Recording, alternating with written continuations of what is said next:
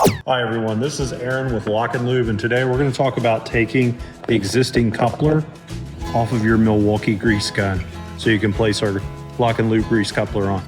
So today I have a vise, an 11/16 boxed in wrench chucked in a vise, and then I'm going to use a 9/16 deep well socket, and we're going to place this in the vise and we're going to get to work. So the goal of this is to take the entire existing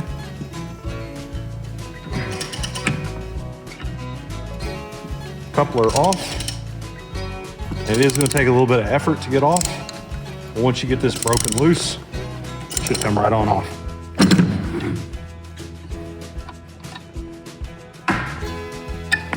So now that our factory coupler is off, we're ready to go ahead with the 1/8 NPT threads, and we're ready to actually put on our LockNLube Grease Coupler. This is the GC81011. And this will just thread right on. And we can just go ahead, take this box and wrench out. We'll put that on here. We'll take another spanner and we'll tighten this up.